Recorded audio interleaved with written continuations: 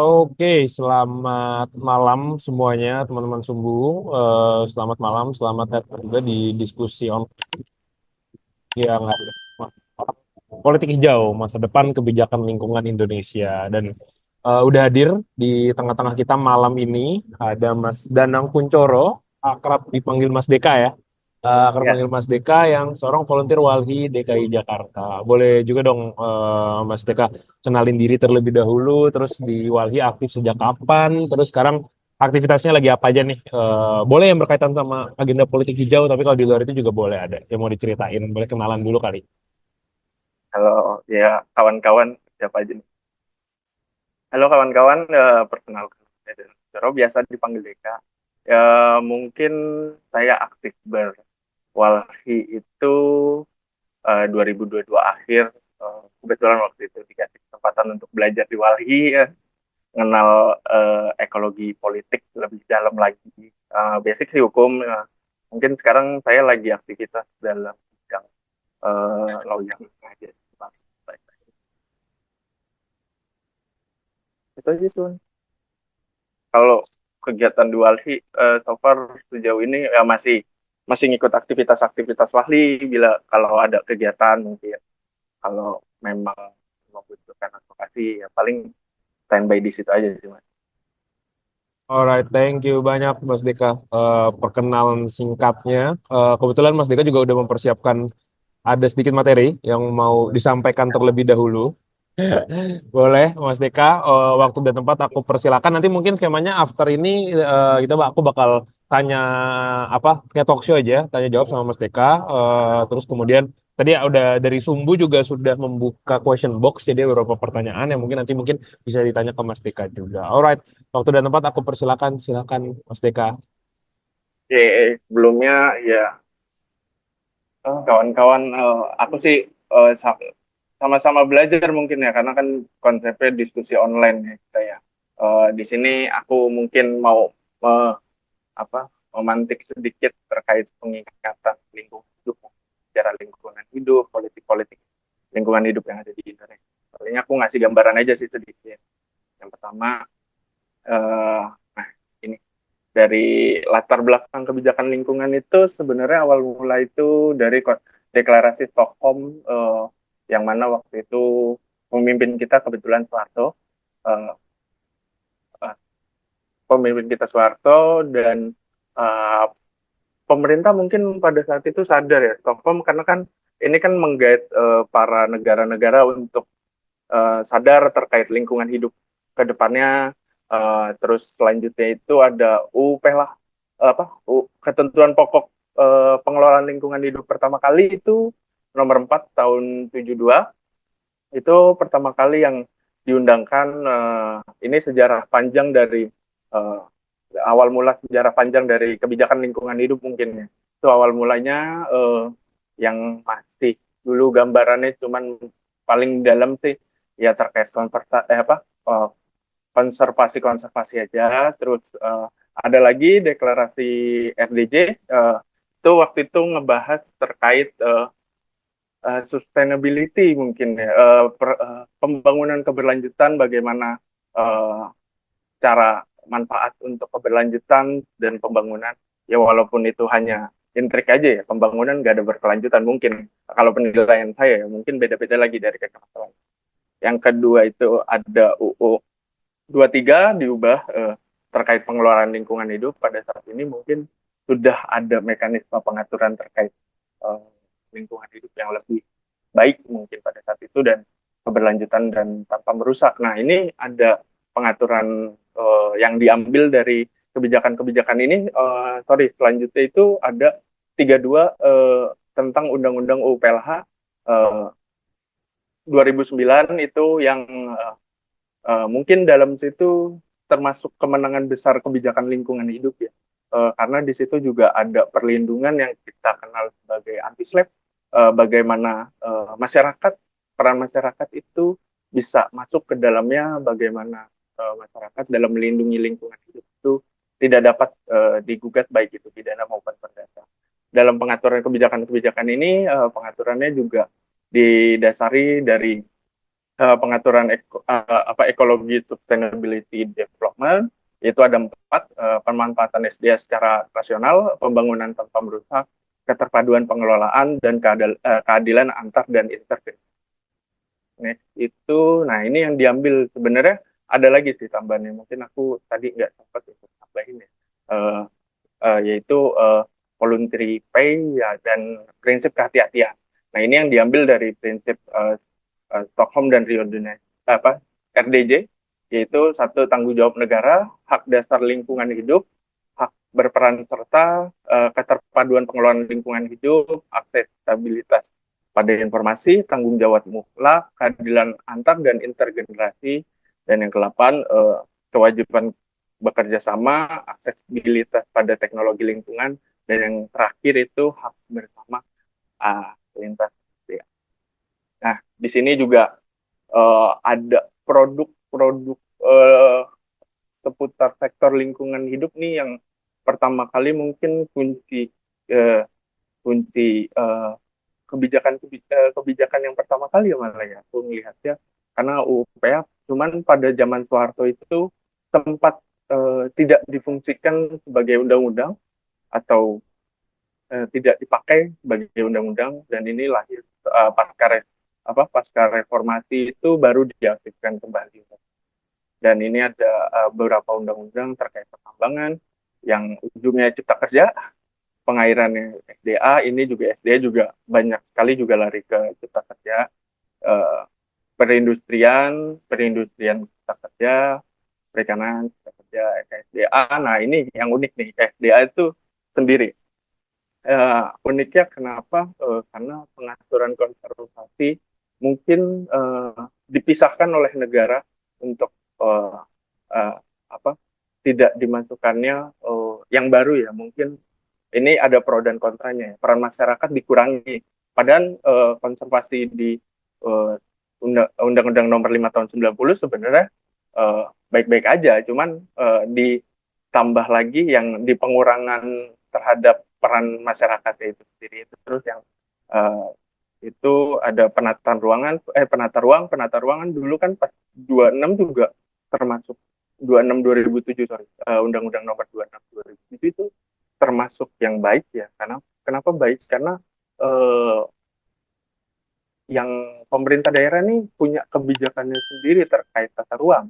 Dan kalau di Cipta Kerja balik lagi keputusannya itu ada di nasional itu. Terus yang terakhir itu ada kehutanan itu Undang-Undang 5, 67, Undang-Undang 41, 99, dan balik lagi ya undang itu. Nah, mungkin ini aku akan ngejelasin ya terkait undang-undang terkait. Mungkin sorry ya, aku ngebahas terlalu kebijakan dan ini di dampak investasi terkait perubahan kebijakan itu sebenarnya untuk investor ini ya, untuk investor ya. Investasi itu penyederhanaan perizinan sudah pasti tentu, pengadaan lahan oleh pemerintah, kemudahan dalam membuat AMDAL, karena ini bahkan sebelum Cipta Kerja itu kan dirilis itu 2022 atau 23 gitu. Uh, itu sorry aku ngintip sedikit. 2023. Nah itu sebelumnya itu ada kawan-kawan dari HK itu ngegugat terkait AMDAL dan uji material, dan alhamdulillah sampai saat ini AMDAL masih berlaku. Pada saat itu AMDAL itu dihilangkan, padahal itu kunci dalam melihat dampak ekonomi, sosial, lingkungan, dan budaya itu. Nah, ini aku ngutip sedikit Badan Koordinasi Penanaman Modal. Ini jujur, ini aku sedikit menggelitik dalam menyusun PPT ini, karena ada statement di website realisasi investasi periode Januari sampai September 2020 sebesar 611 triliun, di mana telah mencapai 74 dari target 2020, yaitu 817 triliun. Dengan capaian tersebut, realisasi investasi telah menciptakan lapangan kerja bagi 860 ribu sekian tenaga kerja TKI dari total 102 ribu proyek. Nah ini lucunya, kenapa saya bilang lucu? Ini lucunya tuh karena mungkin kawan-kawan yang apa ya, yang pada saat itu masih berkuliah atau sudah ingin mencari kerja atau sudah bekerja, kawan-kawan akan berpikir zaman ini kan zaman COVID. Pada saat itu semua habis dikat-kat, ya, semua habis dikat-katin. Nah ini makanya saya bingung kok investasi jadi naik gitu. Ini next. Nah dari dampak positif investasi ini yang mungkin ada salah satu kawan warga juga dari Pulau Pari mana mana itu ini warga Pulau Pari nih Ahmad Saiful nih kebetulan warga Pulau Pari yang mana itu akan menghancurkan ya dihancurkan lah dari investasi-investasi yang mempermudah izin dan sampai sekarang warga juga masih belum melihat AMDAL itu dan ini kan proyek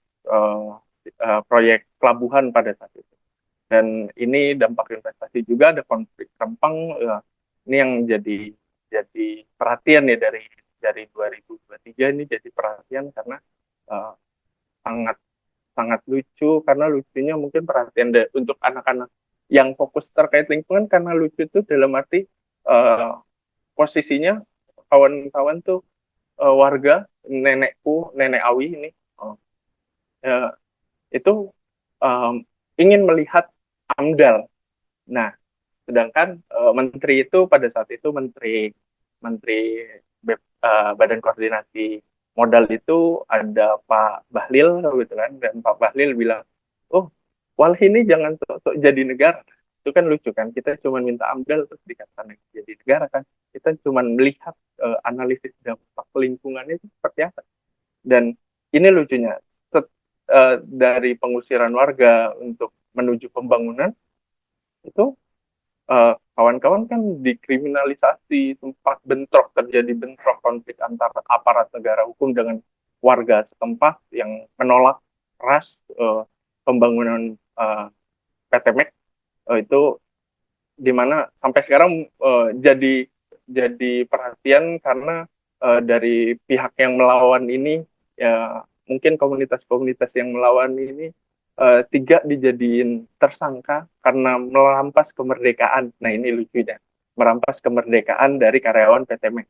Itu itu dampak. Terus satu lagi itu ada yang di tengah ini ada konflik seruyan itu bahwa perusahaan juga memiliki kewajiban untuk pemberdayaan masyarakat dan masyarakat meminta haknya dalam PT Base Group tapi pada saat itu malah terjadi bentrok dan mengakibatkan satu orang tertembak dan dua orang mengalami aku next move.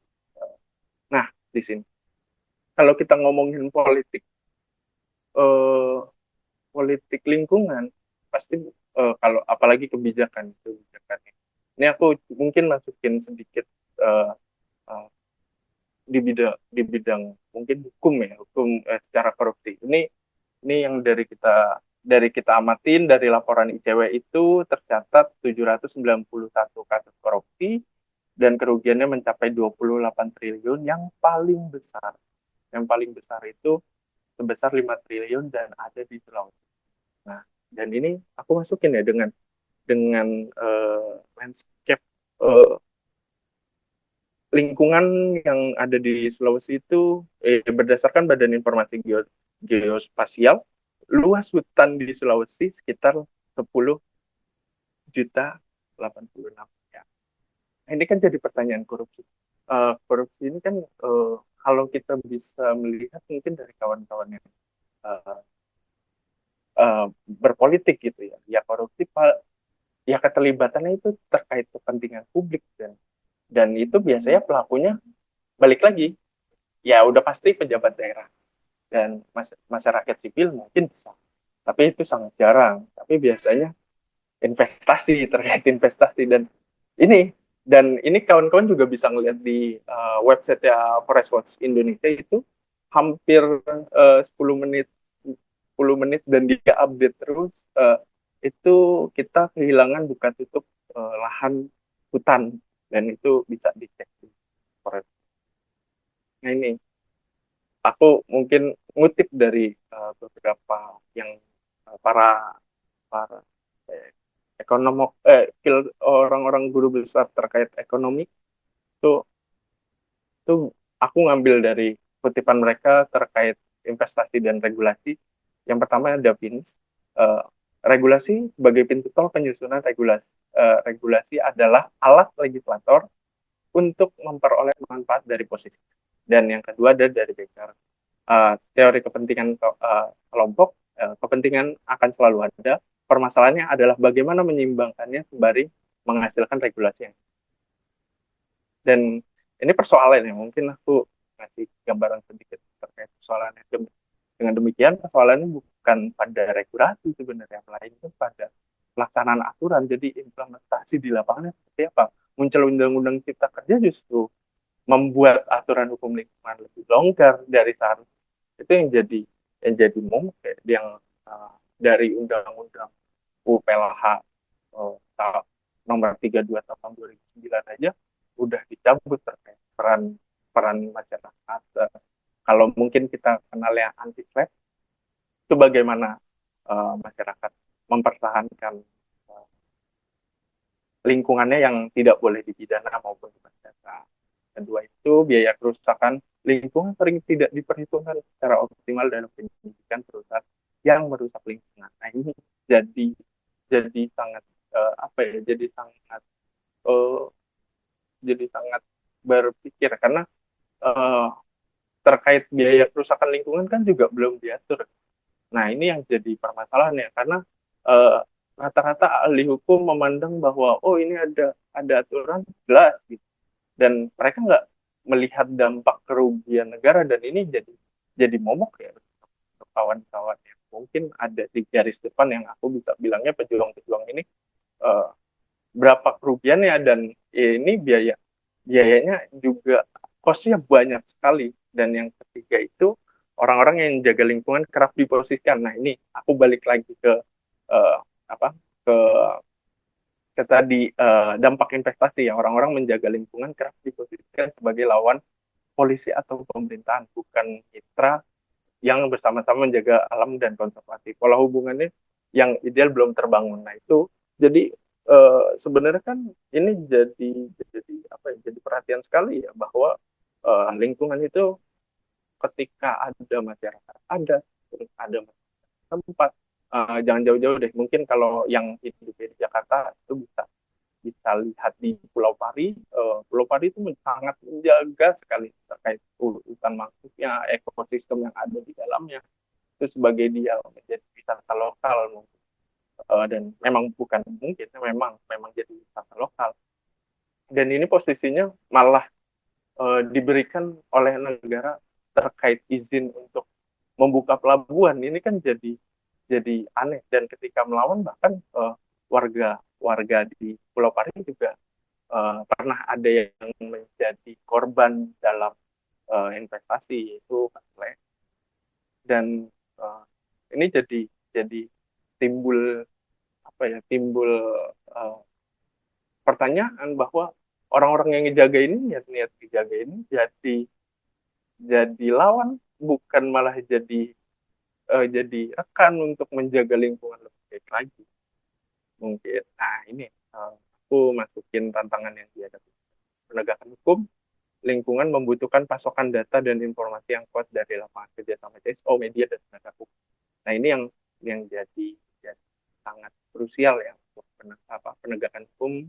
Pasti kita membutuhkan informasi terkait data, terkait uh, buka lahan, tutup lahan di kawasan-kawasan hutan. Nah itu kan jadi sangat krusial ketika kita nggak punya informasi itu kan kita uh, jadi sangat ketinggalan gitu terkait wah informasinya nih seperti apa ya bahkan jangan kan gitu mungkin secara mendadak ya jujur ya ini aku balikin lagi dari Undang-Undang 32 tahun 2004 itu terkait konservasi sumber daya alam dan ekosistem itu itu jadi pertanyaan karena ya ibarat akses informasi keterbukaan untuk ketok palu di DPR juga jadi ketinggalan gitu. Banyak peran-peran yang seharusnya peran masyarakat masuk dalam undang-undang itu, tapi malah kayak ini yang kedua itu akses data dan informasi untuk publik juga bisa diperbaiki sehingga kesadaran publik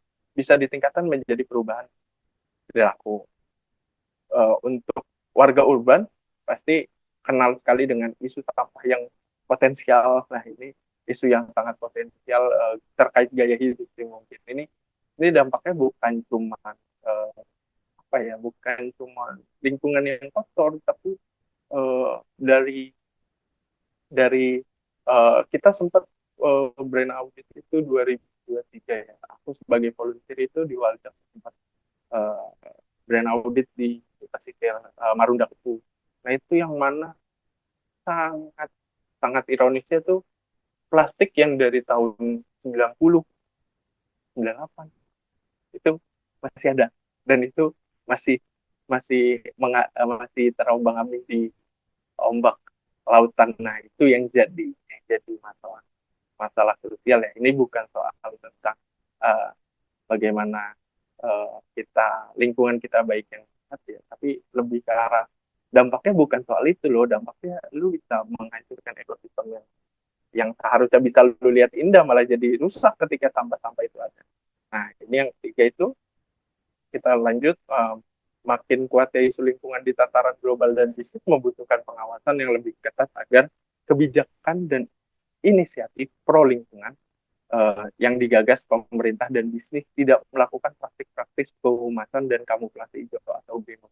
Ini yang jadi sering uh, jadi lucu ya. Wah investasi ini di lapangan sering sering ngomongin oh kita green tuh kita green. Tapi ya pada saat itu saya mau juga berpikir mungkin tahun terakhir saya berpikir ketika terkait pembangunan atau investasi itu macam investasi pembangunan kayak tol terus atau jangan yang tambang deh, mungkin tambang kejauhan. Kalau tambang itu pasti merusak, tapi kayak tol aja ini kan jangka jangka jangka waktunya itu bukan soal setahun 2 tahun, tapi 20 tahun ke depan, 30 tahun ke depan, bahkan ini yang jadi masalah. Ini mungkin kawan-kawan bisa nyari di data DLH di Jakarta, yang mungkin yang aku pelajarin terkait uh, ruang terbuka hijau ya. Ini lucu. Pas kemarin ada gerakan yang kampanye polusi udara, uh, kita tanpa sadar uh, ini bekas kejahatan dahulu, kejahatan sebelumnya yang mereka tidak pernah memikirkan sampai sampai ke kita, yang mana posisinya mungkin kalau dulu hidup hidupnya mereka terkait RT RW-nya mementingkan lingkungan hidup itu akan jadi baik, mungkin gak jadi masalah. Dan ini lucunya ya, dari berapa gubernur sampai sejarah-sejarah sejarah gubernur di Jakarta, dari gubernur pertama sampai sekarang itu yang mementingkan aspek lingkungan itu, terkait yang mereka masih pemerintahan daerahnya masih mengerti itu. Mungkin RT/RW-nya yang terakhir aku lihat itu Ali Sadikin salah satunya, itu satu doang. Dan itu jadi perhatian kita ya, kenapa kenapa malah di kota besar tuh jadi uh, dia. Dan ini kawan-kawan juga boleh membuka data terkait ruang terbuka hijau itu, dari DLH bilangnya 5%, dan yang lebih parah KLHK, Kementerian Lingkungan Hidup, bilangnya 3% di Jakarta.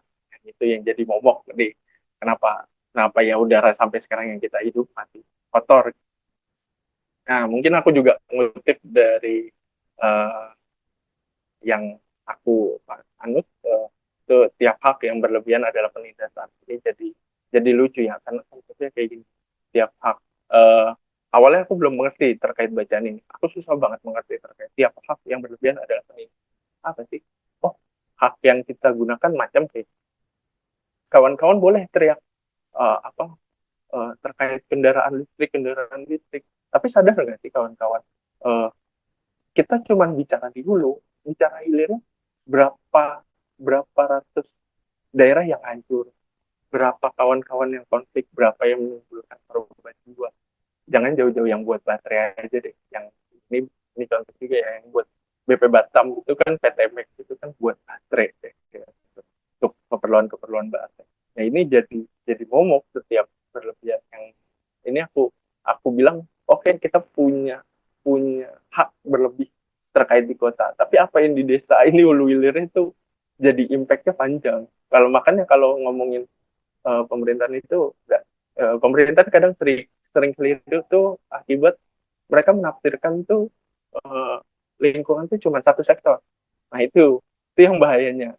Karena bicara lingkungan tuh nggak bicara cuma satu sektor. Ya kita bicara hutan, tapi juga kita bicara ekosistem di dalamnya. Kita bicara laut, ya kita juga bicara ekosistem di dalamnya.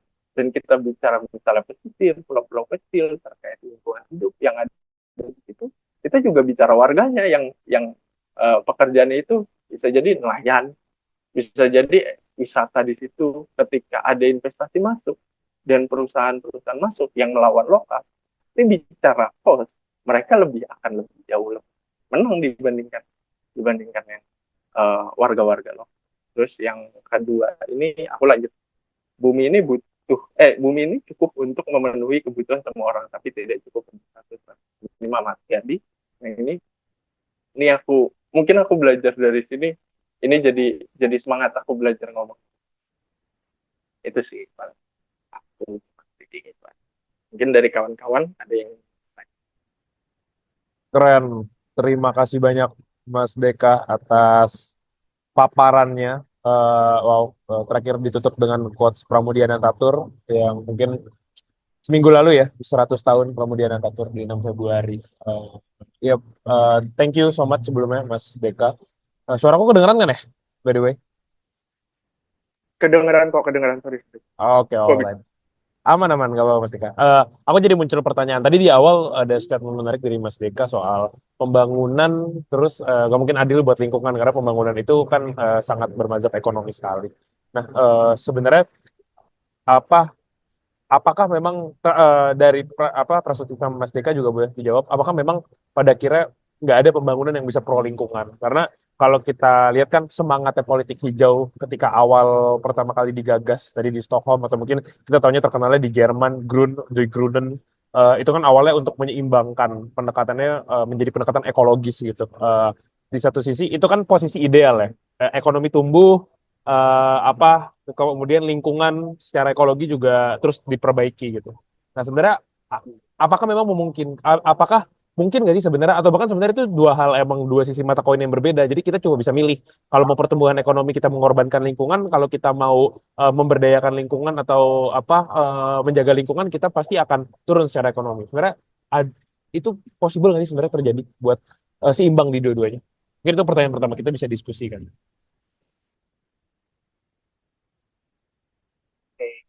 itu aja atau ada lagi Mas Andi?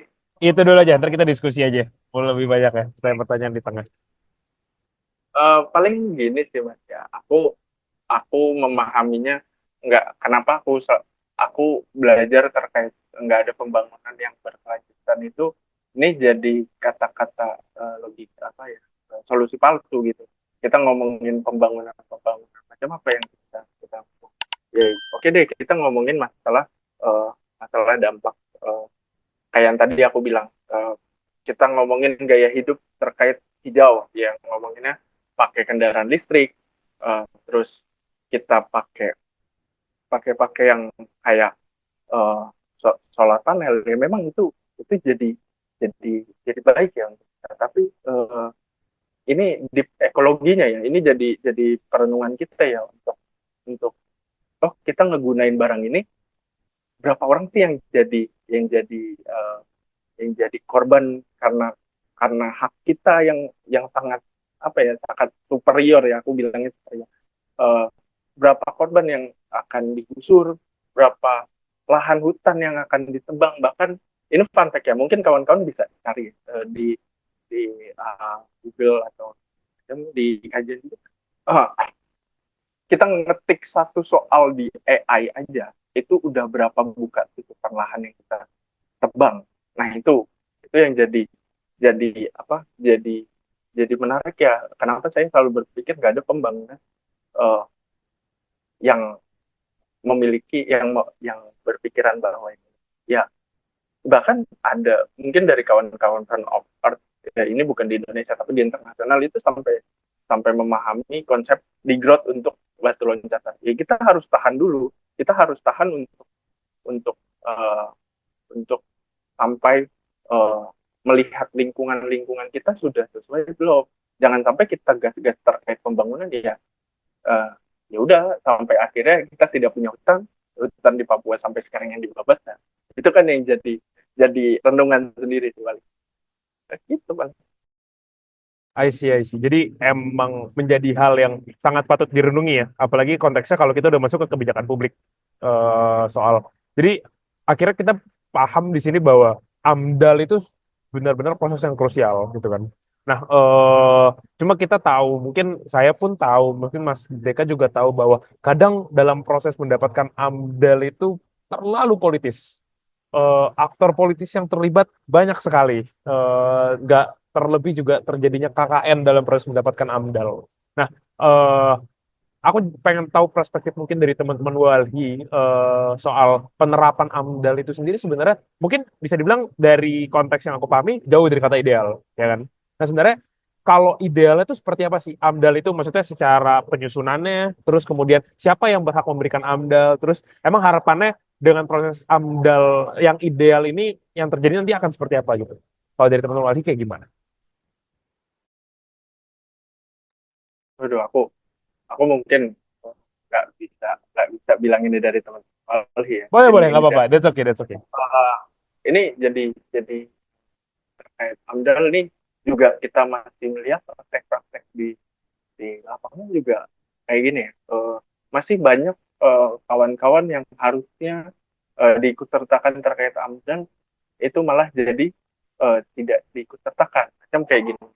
Ini akan jadi lucu ya karena ngelihatnya seperti ini. Karena ngelihat ya.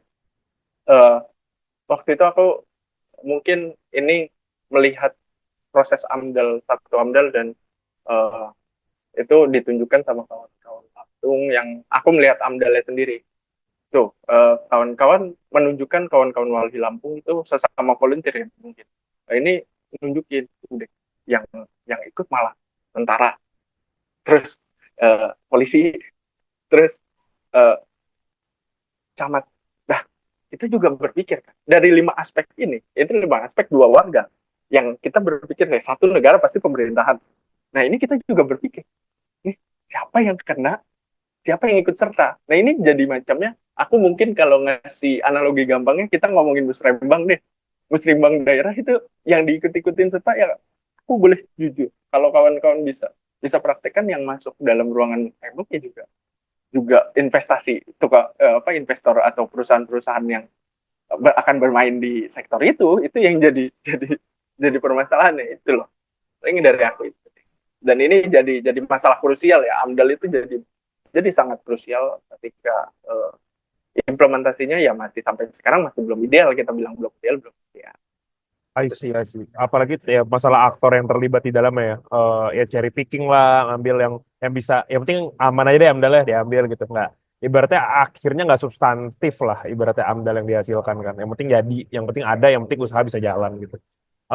Menarik juga, Mims. Ngomongin ideal, terus tadi Mas Deka juga sempat ngomong soal teman-teman di konteksnya di internasional. Nah, sebenarnya ada dari mungkin dari pengalaman Mas Deka atau mungkin sempat baca-baca, ada nggak sih sebenarnya kayak pembangunan atau politik hijau yang sebenarnya bisa dijadiin tolak ukur di Indonesia dalam konteks negara lain gitu. Kayak misalnya seenggaknya gitu. Walaupun mereka juga nggak ideal, tapi seenggaknya kita bisa sampai di level itu gitu.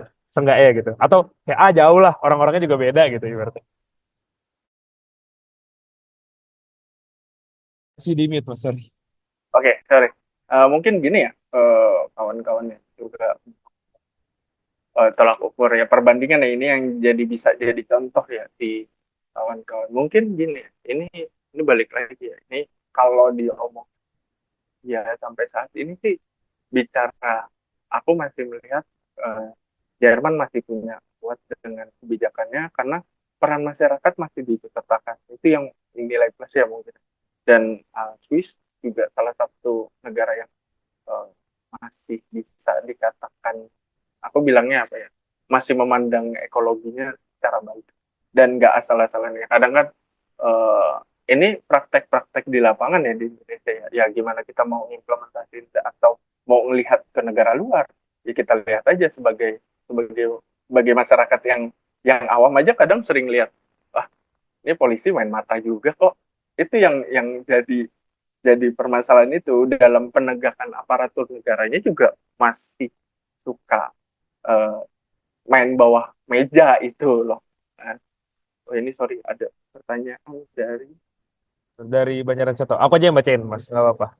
Thank you so much tadi udah dijawab. Jadi, mungkin Jerman dan Swiss ya bisa kita jadiin tolak ukur. Dan memang, ya ibarat umur, praktik politik hijau kan, Jerman udah jauh lebih dulu dari kita kan. Jadi memang mungkin secara grassroots-nya juga udah kebangun dari lama gitu ya. Jadi mungkin itu yang mungkin nanti bisa kita jadikan contoh. Nah, ini menarik ada pertanyaan dari Mas Banjaran Seto. Jadi, pertanyaannya, konteksnya sama mungkin tadi Mas Deka sempat jawab soal gimana pemerintah di Jerman dan Swiss masih mempertimbangkan ekologi dalam pembuatan kebijakan publik. Nah, eh, kalau dari pertanyaan Mas itu adalah ngomongin wacana politik hijau. Tadi juga dibahas di salah satu materinya, secara kehumasan itu cuma greenwash, ibaratnya gitu kan. Ada CSR tapi greenwash. Nah, eh, apakah itu juga bagian komitmen Walhi melihat bahwa komitmen politik hijau di pemerintahan itu juga greenwash atau gimana? Atau memang ada kok, maksudnya gini, mungkin secara simbolik kita punya Kementerian Lingkungan Hidup dan Kehutanan gitu. Apakah itu sekedar greenwash atau gimana? eh, kadang nih ini mungkin dari aku melihat ya cara gerak Walhi dan Menterian KLHK. Nah ini jadi lucu ya kalau kalau macam ngelihat Walhi itu sama KLHK tuh macam bapak sama anak aja. Ketika bapaknya ngebuat peraturan yang aneh-aneh, anaknya ngomel-ngomel. Cuman ketika buat yang baik ya kita pasti akan senang dengan hal itu dan akan diam-diam aja nggak mempermasalahin itu. Dan ini kan jadi salah ukur ya, jadi kiasan, bukan jadi kiasan sih sebenarnya kayak gini ya. Banyak pejabat-pejabat yang salah mengartikan ini, balik lagi ya. Dan dari tadi aku ngomongin tuh pejabat-pejabat tuh sering salah kaprah ya. Kita ngomong lingkungan tuh bukan aspek, dan apalagi ini yang megang regulasinya ya, kita ngomongin lingkungan tuh bukan cuma aspek, misalnya kita mau ngomongin sektor sampah, sampah aja, polusi aja. Semua kalau mungkin kalau di lingkungan itu akan jadi satu siklus yang mana posisinya jadi kelihatan apa ya? Jadi kelihatan terhubung karena ya dari sampah nyiptain polusi. Ya polusi itu jadi climate change. Nah, ataupun terkait sampah kita bisa buang salah buang atau buang sembarangan ke misalnya ke laut gitu. Terus ke apa jadi biodiversity apa sorry ekosistemnya yang jadi rusak. Dan itu jadi permasalahan juga di laut. Dan bahkan ya sampai sekarang ya lucunya ya ini karena aku lagi mendalami juga terkait masalah hayati dan ekosistem itu juga jadi lucunya. Aku sangat prihatin ketika ngomongnya aspek uh, apa ya aspek konservasi itu sangat sedikit terkait dengan karena juga banyak yang tidak tercatat. Dan itu yang jadi sedih, aku yang ngeliatnya, aku dari kemarin ngeliatnya sedih kok undang-undangnya cuma ini sih kok. Kita juga yang ini yang jadi permasalahan juga ya, jadi permasalahan ya. Aku diajarkan oleh warga yang warga Dampingnya juga selalu dikatakan, lu mau nggak jadi tersangka di musim depan ketika anak lu bertanya, wah ini kok cuma gambar, aku mau ngelihat yang aslinya dong. Itu jadi miris sekali sih. Mungkin itu yang selalu aku berpikir bahwa oh iya nih aku jadi mau main fokus terkait ini paling, karena bicara lingkungan hidup tuh bukan bicara setahun 2 tahun. Ya beda lah dengan apa Sipol, mungkin aku tidak membandingkan, tapi Sipol bicara kasus gugatan kelar MK sampai peninjauan kembali ya udah kelar gitu. Jangka waktunya kayak itu maksimal banget 10 tahun sampai 12 tahun. Ya kalau kita ngomongin lingkungan, kita nggak ngomongin cuma setahun, tapi kita ngomongin sampai 30 tahun, 40 tahun, bahkan 50 tahun. Gitu. Kebijakan-kebijakan jangka panjang memang ya. Iya. I see. Menarik Mas. Aku suka banget analogi bapak dan anak ya. Kadang ya bapak bikin aturan macem-macem, anaknya protes, tapi pada akhirnya bapak tetap bapak gitu ya kan. Ya, anak harus nurut atau jadi mungkin proses hubungan dan kemitraan tersebut yang harusnya mungkin diperbaiki ya. Alih-alih jadi atas dan bawah bapak dan anak, seenggaknya harus bisa berjalan beriringan karena ya bagian dari sustainability kan Walhi sebagai LSM atau NGO kan harusnya jadi mitra yang baik untuk pemerintah dan pemerintahnya juga harus jadi good governance yang baik untuk LSM di bawahnya gitu. Thank you so much Mas Danang. Tadi sudah jawab Mas Banjaran Seto. Mungkin aku ada masih beberapa pertanyaan, 3 pertanyaan. Mungkin nanti kita bakal lanjut sampai jam 8 lewat mungkin ya. Mas, aku mau masuk lebih politis mungkin. Jadi isu lingkungan ini tuh aku ya sebagai kacamata sarjana ilmu politik mungkin. Aku melihat ini bukan isu yang baru. Selalu di setiap pembangunan, selalu bahkan kita bisa sebut di setiap daerah ada selalu konflik tata agraria. Buka lahan baru, penggusuran. Buka lahan baru, ribut masyarakat yang memang tinggal lama di situ. Nah, itu akhirnya jadi isu yang sebenarnya bukan isu baru, tapi isu lama. Tapi kan politik ini momentual ya. Ada momen-momen di mana isu-isu itu didengarkan. Salah satu contohnya adalah pemilu. Semua isu tuh masuk gitu. Name it gitu. Kita ngomongin isu apa pemberdayaan perempuan. Harus selalu ada kaukus perempuan bahkan sampai ada affirmative action harus ada keterwakilan perempuan di DPR. Sampai di ya apa LSM LSM banyak lah yang akhirnya dilibatkan. Nah, aku pengen tahu juga sebenarnya dalam tolak ukur politik praktis apakah memang ketika pemilu kemarin berjalan di 2024 ada pilpres, ada pileg, ada pilkada, apakah memang dideketin tuh atau bahkan seenggaknya kita nggak usah ngomongin tataran praktis politiknya deh, tapi ngomongin ideal ya. Teman-teman Walhi atau mungkin Mas Deka yang tahu di concern isu lingkungan atau bahkan korban-korban yang memang terkena dampak dari tadi aku bilang konflik agraria itu sebenarnya dilibatkan nggak sih? Seenggaknya apa kita mungkin kita ngomong paling deket ya kita ngomongin kebijakan publik ya tapi orang kampanye nggak sih ke sana gitu mereka melihat nggak sih bahwa ini tuh terlepas dari memang secara ideal tapi melihat nggak bahwa ini komoditas politik gitu atau memang mereka melihatnya cuma ini nih ntar juga mereka ngelawan berarti gitu atau gimana. Eh, ini amat lucu ya. Dengan pertanyaan ini. Bagus banget pertanyaannya.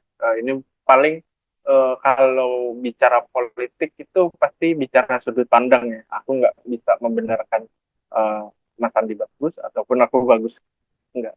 Cuman gini ya. Jadi lucunya pilkada kemarin bahkan kawan-kawan investor-investor ini malah yang melesat masuk ke gedung DPR. Nah itu jadi jadi melihat apa nih ada kepentingan apa terkait usahanya. Ya mungkin ataupun ya aku bisa bilang kita juga bisa bilang ya pilihannya antara dua sih si investor apa si terkenal yang bisa masuk ke rumah kita di Senayan kan itu kan yang jadi poin kita ya. Tapi ini bagus banget bukan bukan skala skala itu ya. Tapi gini ya, ini balik lagi di regulasi. Aku mungkin bicara politiknya tuh bicara terkait regulasi. Eh, Masih banyak mungkin itu terkesan komoditiknya kayak besok gue juga belain juga ntar lu ngelawan lu sama gue ya itu itu wajar ya karena lu di sana tuh mewakilin kita eh, bukan lu sendiri. Kalau lu sendiri ya bodo amat gitu whatever lu mau ngelakuin apa lu mau salto-salto di rumah lu atau mau main judi yang bisa bilang bukan main judi sorry bukan main judi main main apa ya main lollipop-lollipopan yang di Senayan nah, itu kan juga kawan-kawan juga pasti ngakar kawan-kawan politik nah, itu whatever cuman di sini kepentingan aku bisa bisa bilang kita dan kawan-kawan yang pejuang yang sebenarnya aku nggak pantas banget ngomong kayak gini ya karena uh, aku juga nggak di grassroots aku juga nggak di garis depan yang membela konfliknya tapi sering dikhawatirkan itu kayak mereka tuh sebenarnya punya peran penting tapi ditinggalkan. Nah itu yang jadi masalah. Aku bisa bilangnya kayak yang tadi krusial kayak AMDAL gitu. Awan-awan yang harusnya kena dampak malah yang diundang siapa. Nah itu yang jadi permasalahan di Indonesia masih banyak banyak banyaknya kurang kesadaran dari pejabat publik yang mengikuti mengajak untuk kawan-kawan berikut ikut serta dalam pembangunan berkelanjutan itu ya. Terus mungkin ada lagi sih tambahannya atau apa ya aku bisa bilang ya polemiknya momoknya cuma satu, anggaran habis cuma buat sosialisasi. Ya kalau ngomongin lingkungan ya anggaran cuma habis buat sosialisasi, itu aja. Kita bisa bisa ngeliat kok sosialisasi terkait banjir, sosialisasi terkait sungai, paling itu. I see. Menarik banget soal cara pandang karena ya waktu itu aku ketika mahasiswa juga sempat ikut beberapa aksi dan uniknya ya teman-teman perwakilan yang memang menyuarakan isu lingkungan ada satu selalu quotes yang menarik bahwa kami ketika dilibatkan pasti akan mau mendengar dan memberikan saran tapi jangan harap kami bisa dibeli karena memang pada faktanya kan ya bukan berarti kita diundang dan kita bisa dibeli gitu memberikan masukan. Tadi perspektifnya menarik soal akhirnya soal komunitas politik dan ya tetap akan jadi galak mau mereka datang atau enggak gitu kan toh karena memang yang diperjuangkan kan adalah hak dan isunya gitu. Nah Sorry mas, gue tambahin. boleh. Uh, nah, ini jadi menarik ya yang ketika mereka di karena pemerintah sendiri dan kawan-kawan sendiri pasti kita ketika yang ada di kota-kota pasti berpikirnya bahwa uh, lu cuman tanah petak itu bisa diganti. Enggak, itu yang jadi filosofisnya. Kayak misalnya gini deh, kayak kawan-kawan Rempang. Sejarahnya panjang, bahkan sebelum sebelum apa sebelum sebelum adanya negara Indonesia, mereka sudah ada di situ. Nah, ini yang jadi kenapa mereka tidak ingin pindah dan mempertahankan tanahnya. Ya kan tanah leluhur, filosofinya di situ. Ya masa mereka tidak bisa menjaga tanah nenek moyang itu yang masih jadi tidak bisa dibeli ya. Mungkin itu. Alright, alright. Oke, menarik banget. Oke, ada pertanyaan kita masuk lagi ke politik lagi. Ya ketika mohon maaf membuat diskusi ini juga Sumbu Politik mencoba riset soal gerakan politik hijau di Indonesia.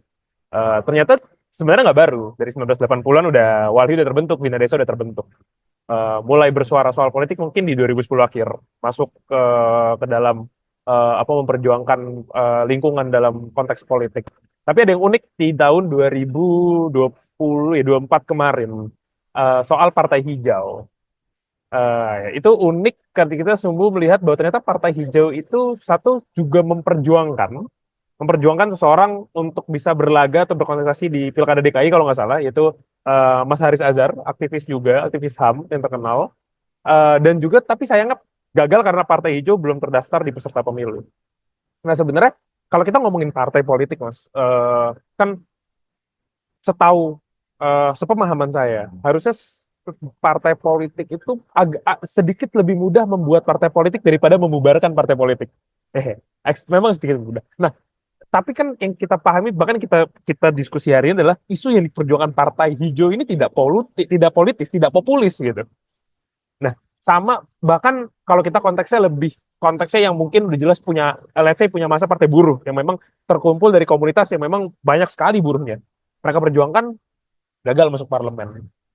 Berarti justru aku punya pertanyaan, secara gerakan politik, konteksnya Partai Hijau, ada roadmap tersendiri nggak sih Mas untuk memperjuangkan ini dalam ranah politik? Apakah memang targetnya bahwa jadi echo chamber aja cukup? Maksudnya kita akan terus memperjuangkan, tapi kita akan terus jadi echo chamber, jadi yang berisik terus-menerus? Atau memang pada akhirnya karena aku melihat langkah untuk mencalonkan seseorang di kontestasi politik, bahwa pada akhirnya wah kalau memang masuk totaliter, masuk masuk semua gitu.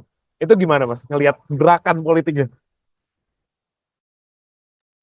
Ini menarik banget ya kalau ngomongin PHI ya. Tapi kebetulan saya bukan anggota PHI. Boleh, boleh. Jadi kita lihat dari perspektif orang luar aja nih berarti. Ya mungkin ini jadi persepsi sendiri ya. Bahkan PHI itu kan mulai dari SHI awalnya.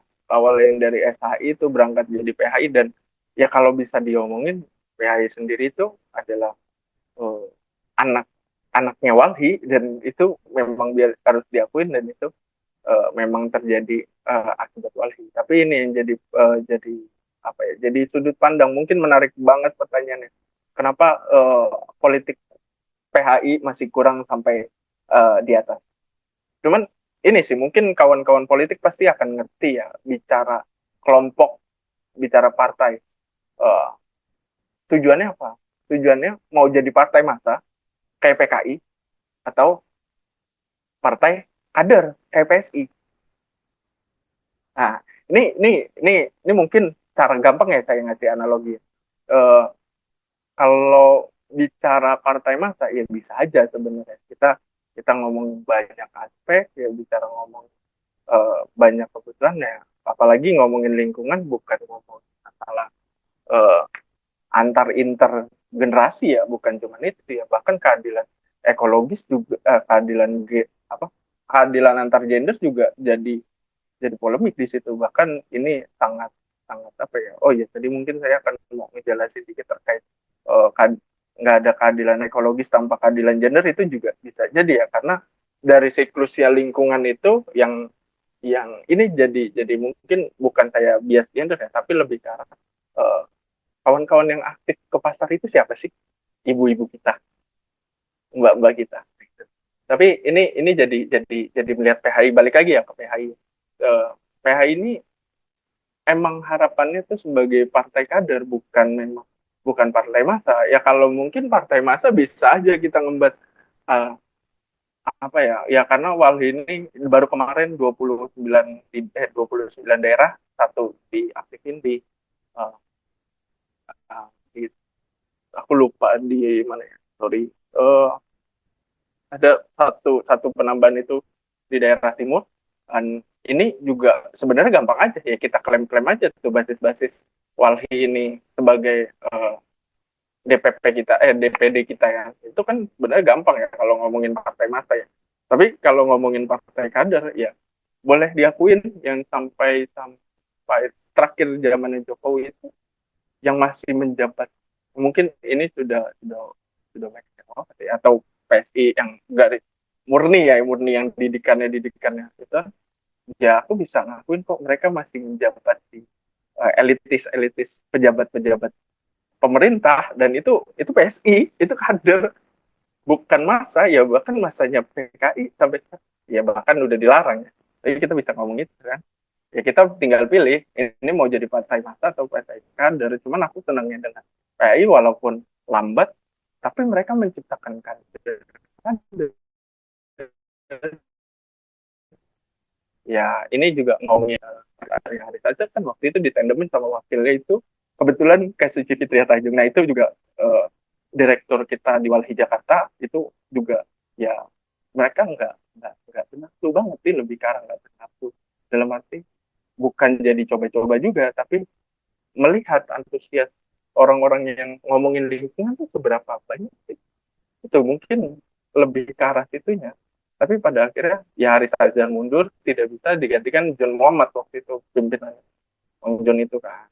Itu yang jadi melihat bahwa ini politik ekologi itu sebenarnya sudah bisa dimulai atau belum di tantangan masyarakat. Karena bicara ngomongin lingkungan itu akan paling itu saya, kita anggap aja bicara politik pasti bisa kajakin ke warkop ya, ngomonginnya Jokowi Prabowo, Jokowi Prabowo, tapi ngomongin climate change, perubahan iklim, emang bisa dibawa ke warkop. Sedangkan kita ngomong ya, kita aja masih kadang masih terbata-bata ya dengan warga ya, mungkin warga yang lebih pintar terkait ekosistem ya, kita masih terbata-bata ngelihat ini krisis iklim apa bukan sih. Iya, bisa jadi banjir rob memang udah ada dari sebelumnya. Tapi kita bisa lihat kadang orang-orang yang pendamping ini lebih lihat, oh ini banjir rob nih, ini krisis iklim nih. Kan nggak seperti itu. Mesti paling. Aku paling itu sih, paling karena PSI. Jadi itu, ini pandanganku ya. Menarik, menarik banget Mas Danang, menciptakan PHI itu sebagai partai kader jauh lebih solid, mesinnya juga lebih solid. Nanti pun terlepas tergabung di PHI atau tidak, kalau memang sudah terkaderisasi dengan baik kan, ya internalisasi nilai-nilai lingkungan dan ekologisnya kan juga pasti tetap akan diperjuangkan gitu. Itu yang menarik soal partai kader. Terakhir nih, ini pertanyaan terakhir Mas. Ngomongin politik hijau dan kebijakan lingkungan di Indonesia. Mungkin yang aku pengen, kalau dari tadi kita seringkali kita ngomongin masalah elit, seringkali kita ngomongin ngomongin kebijakan yang levelnya dari atas top down gitu. Nah tadi udah di teaser juga sama Mas Danang, ya susah ngomongin kebijakan lingkungan, climate change di warkop-warkop gitu. Gimana kita mau ngomongin itu ketika yang mereka pikirin juga, ya lah besok makan juga masih bingung mau makan apa, perut sendiri juga belum keisi gitu. Nah itu kan ya pada akhirnya kan yang menang juga yang ngasih makan gitu kan. Itu. Nah, jadi pertanyaan, aku punya dua pertanyaan terakhir. Yang pertama adalah kita nih sebagai masyarakat, terlepas aku deh, aku mungkin secara politik awake, ngerti lah secara politik, tapi tidak terlalu menggeluti isu lingkungan. Apa yang sebenarnya bisa kita lakukan dari level bawah? Itu satu. Yang kedua, kan banyak banget ya. Indonesia tuh banyak banget permasalahan lingkungan. Di Pulau Jawa aja udah berapa? Sumatera apalagi gitu. Masalah yang hutan belum selesai, kemarin kita harus dihadapin sama pagar laut gitu. Ya kan? Nah, kalau dari Mas Danang sendiri, dari Mas Deka sendiri, so far isu-isu apa yang memang benar-benar harus kita perhatikan? Ini terlepas ya boleh pandangan pribadi atau memang jadi isu prioritas Walhi ya. Karena terlalu banyak kayak isu lingkungan, apa yang perlu kita perhatikan atau bahkan yang mungkin sekarang udah urgent banget untuk kita suarakan bahwa ini nggak boleh kayak gini gitu. Itu mungkin dua pertanyaan tadi soal gimana sebagai kita dari bawah, masyarakat di bawah itu harus seperti apa. Yang kedua, isu apa yang benar-benar udah urgent banget dan harus kita benar-benar kita teriakin lagi deh gitu. So, dua pertanyaan terakhir tadi. Thank you Mas Deka. Bagus banget pertanyaannya terakhir ya. Aku pun sampai bingung ya mau jawab. Enggak. Tapi lebih ke arah gini ya. Apa yang bisa dilakukan oleh kita sebagai masyarakat. Sebenarnya gini, bukan bukan kita nggak bisa untuk eh, melakukannya sendiri. Misalnya gaya hidup dengan kita menggunakan tumbler itu mudah, simpel banget. Menghindari plastik sekali pakai. Sebenarnya itu secara individu ya, itu secara individu. Cuman atau kalau masyarakat mungkin lebih ke arah gini, memahami aja sih sebenarnya, memahami lingkungan itu seperti apa. Coba lebih direnungkan, refleksi lagi lebih mendalam ketika kita melakukan satu perbuatan yang merusak lingkungan, bikin mikir ke depannya. Oh ini akan jadi momok nggak sih ke depan? Misalnya kita ah, ya kita ngomong ya itu balik lagi ya itu kita ngomongin masalah individu ya kita.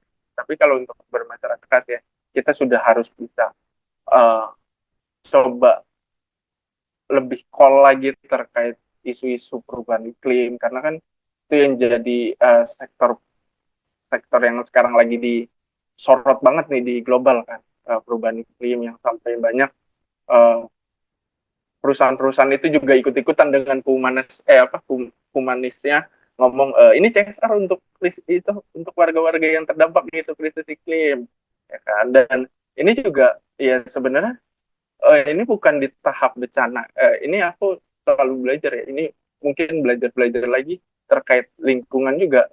Sekarang kita udah bukan di tahap akan menuju bencana. Malah refleksinya kita dihadapkan oleh satu bencana yang sudah ada di contohnya krisis iklim. Kita sudah bagaimana kita beradaptasi ya. Dulu ini eco wisdom banget ya. Ini warga sekali yang ngajar.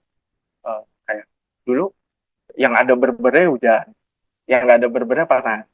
Itu kan kelihatan tuh kelihatan siklus ya.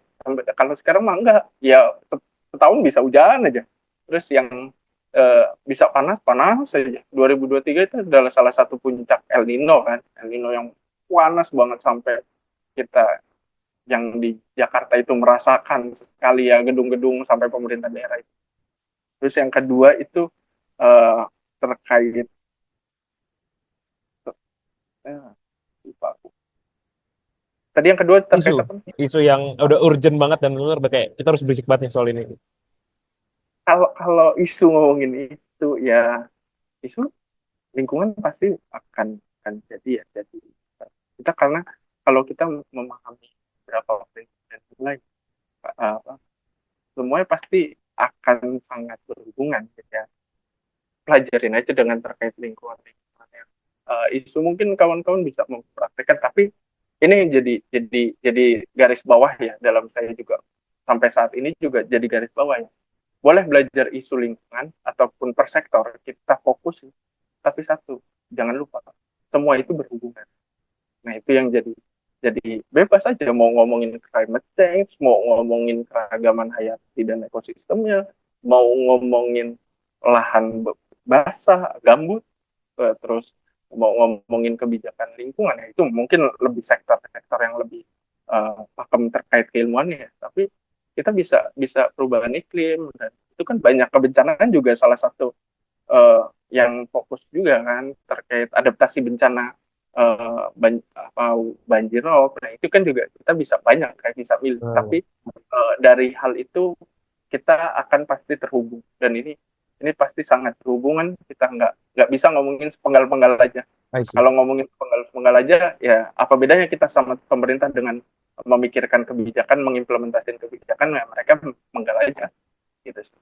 I see. Jadi memang ngeliatnya harus secara utuh ya, sirkulasi. Karena kan ekonomi sirkulasi, apa kebijakan sirkulasi. Oke, thank you so much Mas Deka, thank you so much sudah hadir. Banyak yang kita dapat di sini mungkin, tapi yang mau aku garis bawahi dari apa yang Mas Deka sampaikan adalah ya dimulai dari kita sendiri, sesimpel bawa tumbler, bawa plastik sekali pakai, dan once kita harus berpikir bahwa lingkungan itu secara kebijakan nggak ngomongin 5 tahunan, nggak ngomongin kebijakan jangka pendek, tapi kebijakannya jangka panjang.